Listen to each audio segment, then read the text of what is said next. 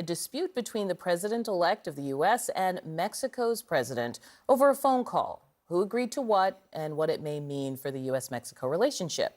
Donald Trump brought out some of his best words, for example, wonderful, to describe a conversation with Mexico's Claudia Sheinbaum, ending his Truth Social post by claiming she agreed to, quote, stop migration through Mexico and into the United States. Sheinbaum actually just responded moments ago, and the short version is never, no, not one. Something massive just dropped between Trump and Mexico's new president that exposes everything wrong with political media coverage. We're not just talking about a phone call dispute, we're talking about a masterclass in how elite media spins international politics. Once you see this pattern, you can't unsee it. Let's break this down. Once did she say anything of the kind. Sheinbaum on X was writing, we reiterate that Mexico's position is not to close borders, but to build bridges between governments and between peoples. Joining us in our fifth seat, CNN media correspondent Hadass Gold. But first, we're going to go to Lance on this breaking news because it does kind of feel familiar from Trump 45. These initial kind of back and forth phone calls, interactions. Hold up. Did you catch what just happened? The media is already trying to frame this as just another Trump phone call drama. But look at what Lance points out. This isn't 2017 anymore. The border crisis is now the #2 issue for voters. When 70% of Americans say the border is a crisis, that's not just Trump drama. That's a mandate. But watch how they try to minimize this by making it about Trump's personality instead of the actual issues. Classic media deflection. With other world leaders that sort of we hear one version of it and then we hear another version of it. Yeah, I think the big difference is Donald Trump has got a pretty big mandate, particularly when it comes to this border and getting fentanyl under control in this country. So that, to me, is the big difference from 2017. And I don't think that any country, Mexico especially, should underestimate Americans' tolerance for when it comes to getting the border under control and to getting fentanyl under control. I can remember being on the campaign trail.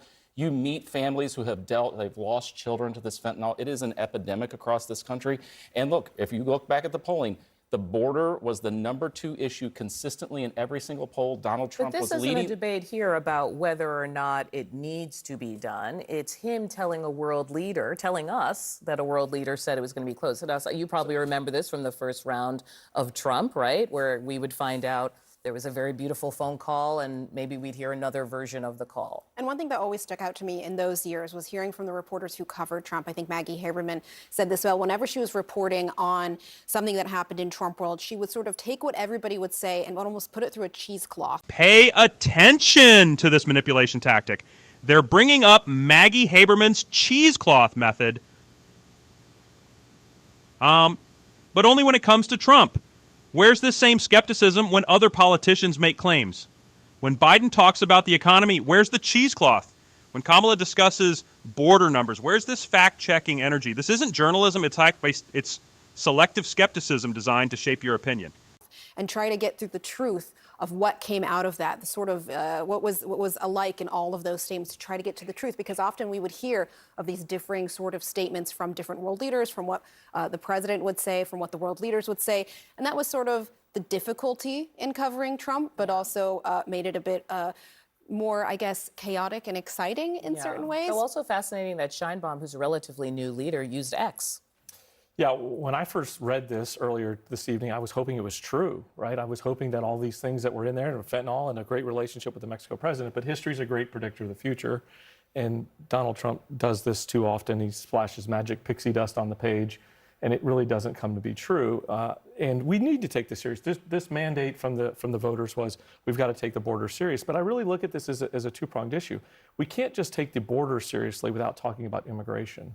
Right? I just don't think we can have that honest conversation. And if Donald Trump just hones this moment and he focuses in on trying to figure out where those illegal folks that are here, that are committing crimes, where they're at, then we can actually have a substantive conversation. But instead, he's just going to gallivant around and act like he's playing global pit boss. Anyone else? No, I think that that's true. And Trump is trying to rule with a stick and not a carrot. And we've seen this time and time again. He is out here trying to strong arm a leader, particularly a female leader. And he is known for saying things that, quite frankly, are not true. We'll never see the transcript of that call. We'll never, you can say it's he said, she said, but we've seen time and time again where Trump will say something that happened in a call that is absolutely not true about that call. What we know from Mexico is that, quite frankly, they have not been good faith partners when it comes to immigration reform or reductions at the border or being honest about the fentanyl crisis. There it is. Watch how quickly they pivot from border security to blaming Americans for the fentanyl crisis. This is exactly how media elites protect the system. Instead of addressing why deadly drugs are pouring across our border, they're trying to shift blame away from failed policies. Notice how they're more concerned about protecting Mexico's feelings than protecting American lives. This isn't an accident. It's by design. Or the caravans or anything else. Like, they have just not been helpful. But I do think that with this, with Donald Trump being president again, he has the opportunity to try to bridge some of this. He has the opportunity to be honest, not like he was about the border wall, which he said that they agreed to pay for and they didn't do that either. He has the opportunity to actually work and ensure that we do get to some resolution. But honestly, this is going to come from Congress as well. When we talk about the crime, we have to be honest about the fact that a lot of the crime stats that Donald Trump has pushed out in the Republican Party have, quite frankly, been lies. The numbers aren't nearly as big as he would like to say that they are. And when we talk about the fentanyl crisis, we have to be honest that a lot of Americans are driving the fentanyl crisis, not people across But I think the border. thing that's intriguing me is you have two new leaders, and you have a world that is far more sort of familiar with the tactics of a Donald Trump, right? Like, now you know if you go into a room with him what you can or should do after you leave that room if you're another world leader. All of these leaders negotiate through media to some degree. So we should separate the public statements from what's probably going on behind the scenes.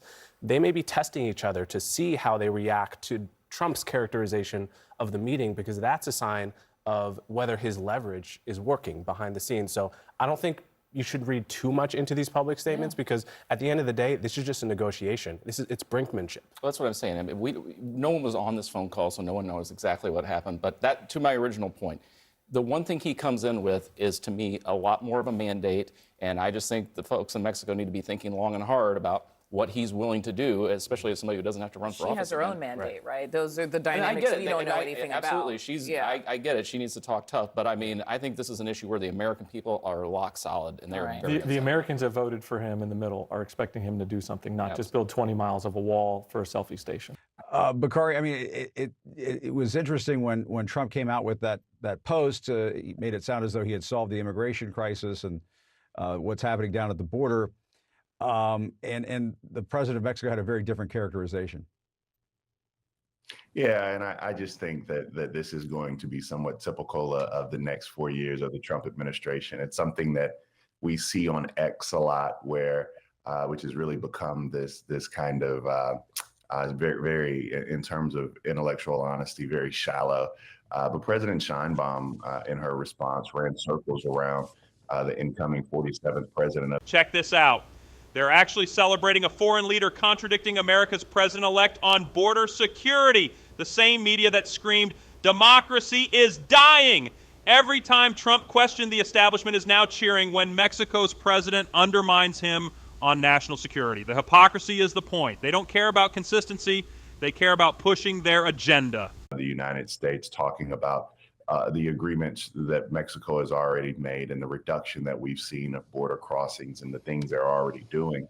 And she's going to be more than a formidable foe for Donald Trump. But I would tell people who are watching, and sometimes we don't do this, but Donald Trump is going to claim credit and then send a tweet out without actually doing anything and claiming some victories or success. That is who he is, and that's who he's always been. He has not solved anything yet, although he's claimed victory. And so this is going to be something that's happening. And this is why journalism matters and people like you matter, Jim, because you're going to have to turn the page and be able to show people that, look, I mean, just because you tweet it and say it doesn't mean anything. I tweet the fact that I should be in the NBA all the time, but I ain't there. Yeah, I would love that too. I would love to be in the NBA. But Scott, let me ask you, Does this mean that if we start to see migration coming across the border during a second Trump term, that means that this tweet from him this post is no longer operative? What does that mean? Does that mean he didn't solve it or she didn't solve it? What does that mean? I'll tell you what this whole thing means to me. First of all, it was interesting to hear Bakari describe the president of Mexico as a formidable foe. I don't think we ought to have to think of Mexico as a foe, although we currently should, because they've been a terrible neighbor. And I think he got her attention this week with his threat of tariffs. And she clearly hopped on the phone with him. And that's a good thing. She needs to pay attention to Donald Trump. And they need to pay attention to the United States. They have an important economic relationship with us, but they've been a terrible neighbor. And they do need to do more in terms of migration and drugs. This poison comes across the border. It kills Americans. And so I'm glad they talked. And I know that they're both doing their own public posturing for their own political purposes, but they have an important role to play. And I don't think they've done near enough to do what they can do to help the United States solve this crisis. So we'll see how it turns out. But there's a lot of things yet to happen. Trump hasn't even taken office yet, and he's already got the attention of both Mexico and Canada in a way that I don't think Joe Biden ever did. But Lee, I guess, well, Bakari, if you want a quick response to that. Oh, it's Lee's show. I think that irresponsible fiscal policy is something that we'll be able to discuss for a long period of time. If anybody thinks 25% tariffs on anything is good policy, and yes, she is a formidable foe. It's a colloquialism that means somebody who's going to be able to go back and forth with the president of the United States, not any type of other characterization. But Scott knows that. And Lee, I guess just to go back to you finally on this. I mean, the flip side of this is that when Trump comes into office, if these tariffs do go into effect, I mean, the president of Mexico has threatened to retaliate. We could have a trade war at the beginning of this new administration, which could have a pretty serious effect on inflation in this country. And that's what a lot of economic experts are saying right now. What do you think? Exactly. And I think one of the things that we're seeing right now is a little bit of saber rattling and a little bit of, I think, to Scott and Bakari's point, is a little bit of posturing.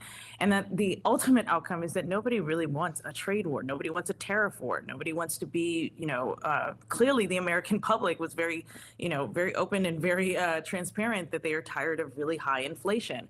And that also includes inflation that went into effect roughly around 2019 from earlier tariffs that were put into place that the Biden administration didn't overturn, but also contributed and gotten worse due to the global pandemic. So I honestly think that part of what this is designed to do is to create, a leverage moment, a moment of negotiation. And they're putting the cards on the table before Donald Trump has even gotten into office. What I would really be curious to see ultimately is where the negotiation ends up. In large part because Donald Trump does not want massive inflation. He just doesn't. It's not a politically good thing. It's also economically not a good thing. Look, this isn't just about a phone call dispute. It's about exposing how the entire media system works to manipulate your understanding of the border crisis. They're not journalists anymore. They're narrative managers, more concerned with protecting the establishment than telling you the truth about what's really happening at our border. That's why independent media matters. If you're tired of watching these media games while our border remains wide open, smash that subscribe button. Right now, we're going to keep exposing these manipulation tactics every single week. Drop exposed in the comments if you're done with mainstream media's selective outrage. Stay sharp, stay angry. Peace out.